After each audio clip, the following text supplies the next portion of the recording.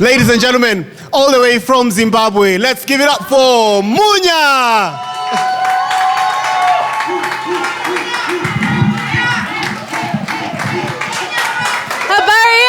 Lava Latte, how we doing? Black power, yes, black power. Not so much, we know. We actually live here, so we don't have to say that. We know the truth. Oh, right. How are you guys doing? I am loving Kenya so much. You guys have such a beautiful country. I don't know how to say this. How do I say it? I'm not going back. Sirudi. Never. Then they asked me if I wanted to leave Zim. I just said yes. When? When? I'm not going. I didn't even.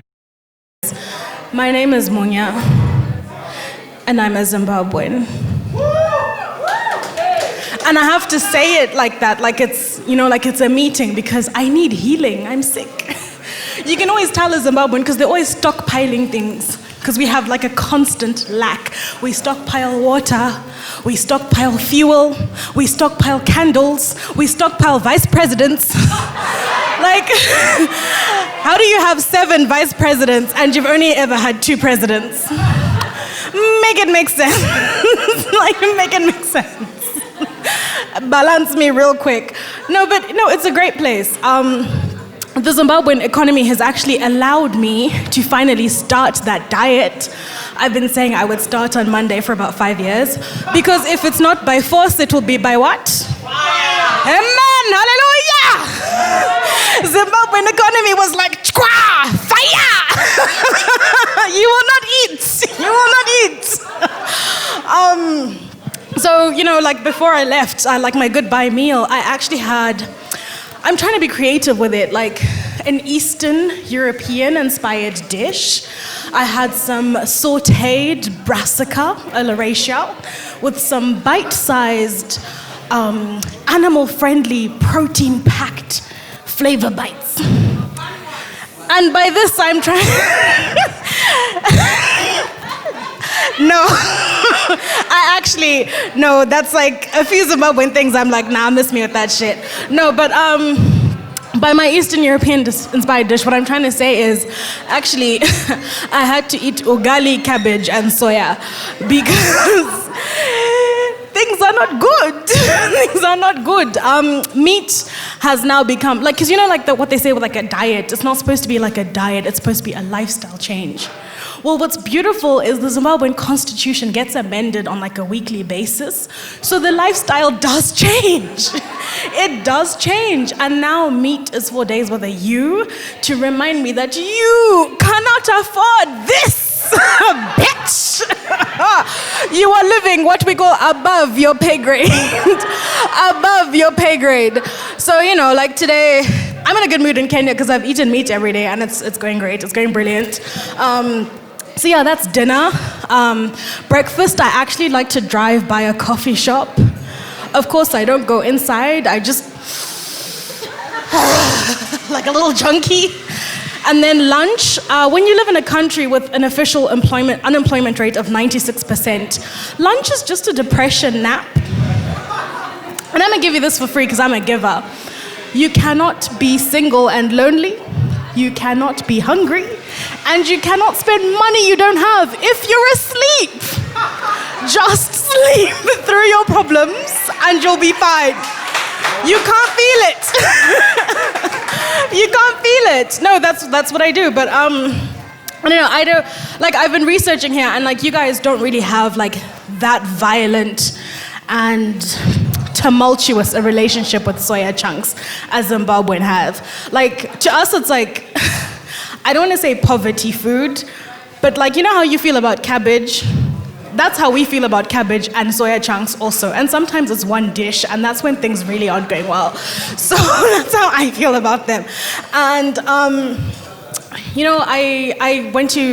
actually, sorry, I forgot to tell you this. I'm doing really great in life. I'm actually in my 7th year of a 3-year degree. Thank you. I feel like it's a talent, like not everybody can be so unproductive as to draw that out for so long. So I actually went to Canada for my first attempt at my degree, and I got invited to a party with with white people. And I say white, not white, because there's a difference between white and white. I feel like white people have had like so much violence against black people, and they have all this like extra compassion to give. But because they still hate us, they just extend that to animals instead. And that's why we have veganism. That's where that's come from. So I got invited to this amazing party, and there was like this bowl of food, and it was looking good. It looked like nyama, It was like glistening. It got that little nice things on top. And I had a bite. Dear friends, it was not nyama. It was soya chunks. Have you ever been so violently transported to a time of I got violently transported to a memory of a candlelit dinner. And I don't mean candlelit like it's the two of you, you've gone somewhere nice like 2 grapes and there's like little fairy lights. I mean candlelit like you're in the middle of load shedding because your country is poor and you're having dinner at 6 because you can't afford to light the candles too long, and you need the candle to go to the toilet after dinner to wipe, and you need to be holding the candle with one hand and wiping with the other, and then everybody goes to bed at 7 because there's fucking nothing to do kind of candlelight dinner. Because you know what? Soya chunks, I know it's edible, but it's not real food. And you know why? Because countries that are doing well don't make almost food. It's not a thing. You don't find powdered milk in normal countries. You don't find margarine. They don't have to make almost food. They're just casual. Real food, real butter. So yeah, no, miss me with that soy chunks. I'm not, but I'm having a good time. You guys have lots of meat, lots of nyama. I'm having a good time. Yes. But I'm trying not to fall too much into the trap of the diet, because I realize there's actually like some positives to my size. Like, people assume you're older, which is kind of rough because I stopped becoming sister to like guys on the road, and I became auntie, mother at like 14. So it was a rough transition, but I think I'm like growing into it. Recently, I had to go pay my school fees. I go to the University of Zimbabwe now. And because it's the University of Zimbabwe, you cannot just transfer your fees because they'll get lost. So you have to swipe. And again, because it's the University of Zimbabwe, there are 2 swipe machines for 90,000 students. So you have to get there at like 7:30 in the morning. So I have bad feet and back, so I was sitting down. And let me tell you guys, I was looking cute. I thought I was looking cute as fuck. You know, like the trap when you fall into like skinny people fashion trends? Have you ever had that? Like, just not your body type. And you go out there and you do it with the confidence, and it's like, nah, B, not for you. So I was wearing those, we call them end nowhere in Zimbabwe, because they just sort of end nowhere on your leg skirts, like somewhere, just nowhere really. And then with a crop top, but then I had like sneakers. So it was matching, but it was going okay. So next to me, there was like, let me call him like a guka. Like, he had grandchildren, not old grandchildren, but he clearly had grandchildren. That's who I was standing next to. So they asked him, "Sir, please can you come up the line and go to the front?" So I just thought they're starting a new line, because they called me too, and I also go to the front. And the guard at the front is like, "Sorry, can we help you? Like, why have you exited the queue?" And I was like, "Oh, I don't know, maybe it's because I'm looking cute, B." No, and then the other guard who told us to come out, he's like, "Oh, sorry, tunataka kusaidia hawa wazee." Me at 25, hawa wazee? I have never been so offended, but you know what? I played into it because I came out and I was like, I'm so glad I helped pay for my child's school fees. Bitch! Walking past all the young people my age.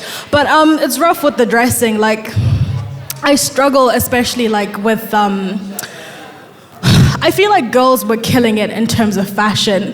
But I would like to ask you guys, except for maybe like his washcloth, is there anything as underutilized as a straight black man's belt?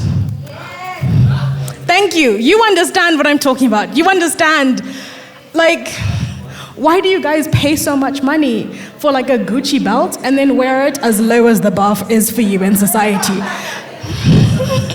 Like, why? Like, why? And you know what? It's the same kind of guys who will be like, "Oh, I don't like that girl. She doesn't value herself. Her body's always on Instagram." Sir, you're an Insta-ho. Your ass has been out all day looking like rising bread, just on the side there. Like, All of Nairobi has seen your ass today. Nobody knows your name, but we know how often you do laundry, not often, your waist size, and how far up you wipe. I don't need to know that information. I don't need to know that information. Just ass hanging out. And this arrogance, this double standard, it extends to marriage as well. They'll say the man builds the house, but the woman builds the home. Sir. Sir, you expect me to believe you can build a house and I must build a home in this hour 2020. Nigga, you can barely lay the pipe and I'm supposed to believe you can lay a brick? Balance me. Balance me real quick. It doesn't make any sense. It doesn't make any sense. And you have these people, it's always LLC Twitter people, but the older generation, if they had Twitter back then, it's those kinds of men who have daughters specifically to receive mahari. And it makes no sense. It's not a new custom, time immemorial, people have sold their daughters for an alliance with the kingdom, depending on where you come from, sometimes for a goat, because that's all you're worth, but it's fine, it happens. But why would you have a child? You know how much expensive children are? You have to feed it. You have to buy something to catch the food you put in them 20 years later. You have to pay thousands in tuition. And after 25 years, she tells you she wants to be a stand-up comedian. Sir, you've been scammed. EcoCash, Safaricom levels of scammage. Scammage. Should have bought a 50-cent pack of birth control and kept it pushing. And I think the greatest trick that the devil played, people say the greatest trick the devil played was convincing us that he doesn't exist. No, you know what the greatest trick the devil played was?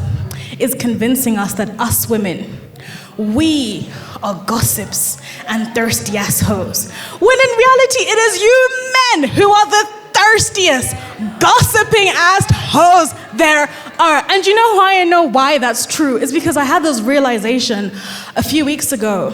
And I want you to stay with me on this. It's gonna sound weird when I say it, but I want you to stay with me until the end. Men single-handedly caused the AIDS crisis. Stay with me. Because the sheer level of promiscuity you people have is unfounded. It's unfounded. In Zim, you hear a lot of men say, oh no, it's because, we were in South Africa working on the mines, or we were working on the railroads. And it's okay, but that's not true because I know you were dusty and unemployed. So what is going on over there? And you know how it's true? You guys think I'm lying. You know how you know it's true? Because you'll hear people talking about their families and you say, oh no, guka alakuwa mjongwa alafu alakufa. Is that correct? Akikufa. Akakufa, exactly. And then grandma followed shortly after. Evidence number one. Number two, you hear people saying, oh, at the funeral my mom was crying the whole time because it turned out there was a second family. But actually when we read the will, it found out there was a third family and actually we were the secret family. And you're like, okay. And in the West, the propaganda, what they said was, oh, AIDS was caused by homosexuals, period. And you're like, well, that's not entirely true. Because we know for a fact that lesbians were at home with their partner of 30 years, while men were out there trying to match their age in sexual partners. Make it make sense. Make it make sense, please. And you know what people say, oh no, it's about safe sex and being irresponsible and whatever. But you know how I know that's true? Because in the history of prophylactics, nobody has ever done this. Let me show you. Nobody has ever done this.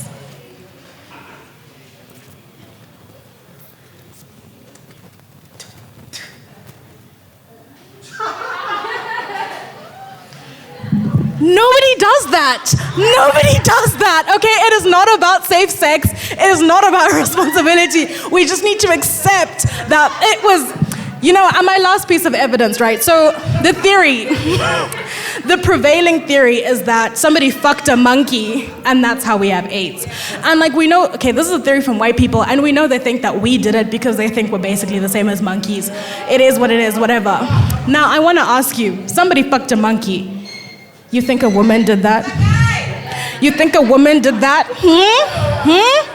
And you know how I'm gonna catch all the men who have like not been following me right now? How I'm gonna catch you is, you guys, God, Allah, whoever you believed in, with all of the blessed endowments He gave you, why would an African woman have left you and looked at a monkey and gone, I want me some of that monkey dick?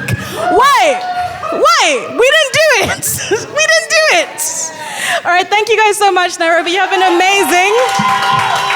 I've had a good time.